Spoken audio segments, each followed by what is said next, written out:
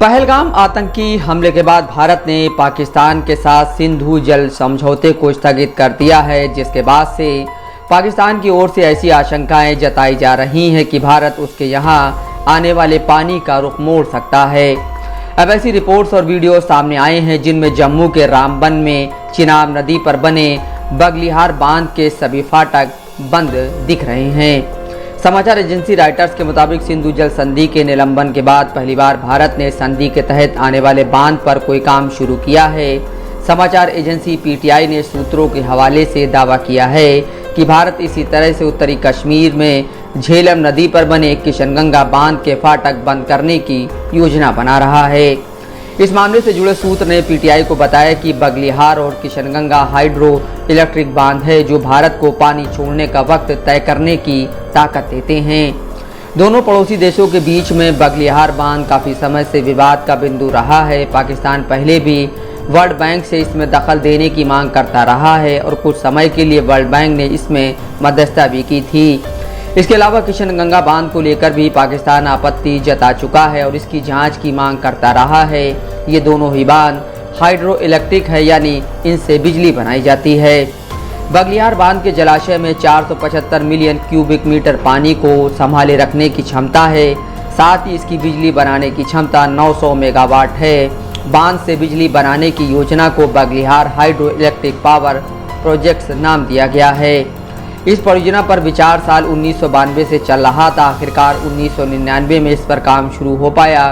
इसके बाद कई चरणों में इस पर काम चलता रहा और आखिरकार साल 2008 में ये पूरी तरह बनकर तैयार हुआ था। अंग्रेजी अखबार हिंदुस्तान टाइम्स ने बगलिहार बांध के फाटक बंद करने को लेकर एक विस्तृत रिपोर्ट प्रकाशित की है।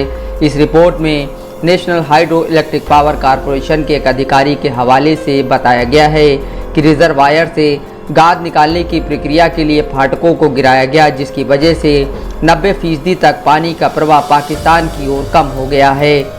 अधिकारी ने अखबार से ये भी कहा कि किशनगंगा बांध के लिए भी ऐसी योजना पर काम चल रहा है।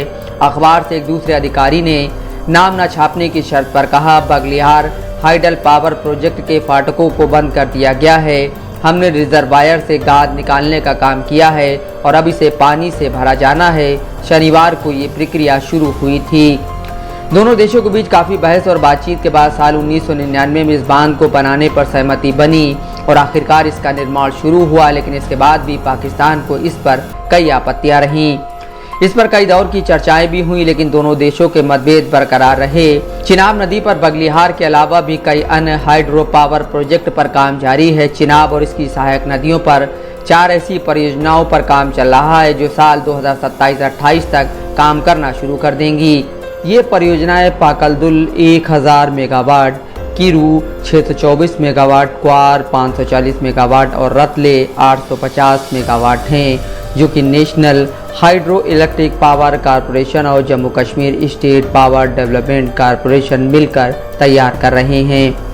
प्रधानमंत्री नरेंद्र मोदी ने पाकलदुल परियोजना की नींव 2018 में, किरू की नींव 2019 और क्वार हाइडल पावर प्रोजेक्ट की नींव साल 2022 में रखी थी। हिंदुस्तान टाइम्स की रिपोर्ट के मुताबिक पाकलदुल का काम 66%, किरू का 55%, क्वार का 19% और रतले का 21% काम पूरा हो चुका है।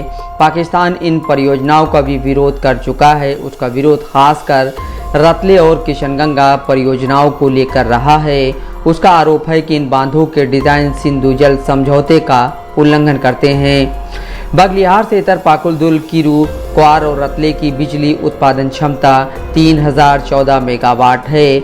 ऐसा अनुमान है कि हर साल इन परियोजनाओं से 10,541 मिलियन यूनिट बिजली पैदा की जाएगी। साथ ही ये भी अनुमान है कि जम्मू कश्मीर में ही केवल 18,000 मेगावाट बिजली पैदा करने की क्षमता है, जिसमें से 11,823 मेगावाट अकेले चिनाब बेसिन में है। Bureau report, Dastak live news.